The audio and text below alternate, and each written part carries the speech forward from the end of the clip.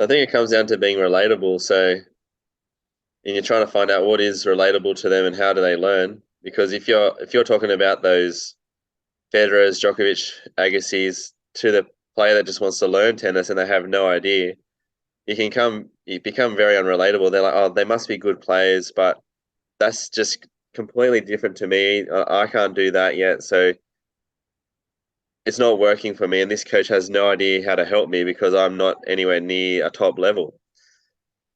And they just Hmm. get a little bit Yeah. frustrated and disorientated, and they really feel like they can't learn and pick up the game. So most likely they often just quit the game of tennis. Where probably the most logical solution would be try another coach who could possibly do the similar thing. But yeah, trying to Yes. just find a way to relate to that person is the key, I think, is what you're saying, Yes.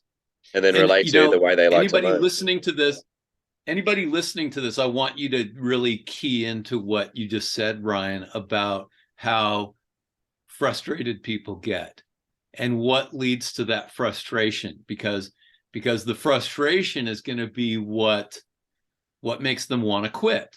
Yeah, And um, so maybe we can ping pong back and forth. I mean, I would love to hear your thoughts on this too, but I think the number one thing that leads to frustration is when the coach makes it overly complicated. So the coach says, do this and this and this, right? And so there's more than one thing to focus on during that time.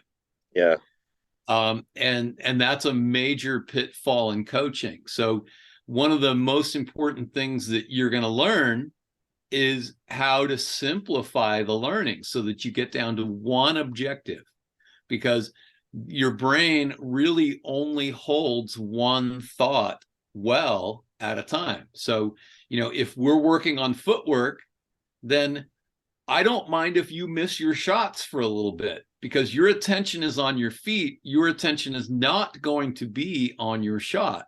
So if we're really looking at footwork, then we accept some errors. You might even miss hit. You might hit some shots out. It's okay while we're working on the footwork. Okay, now we've done that. Now let's focus on getting you in perfect position so that you are making those shots. Now yeah, we're going to forget about the footwork.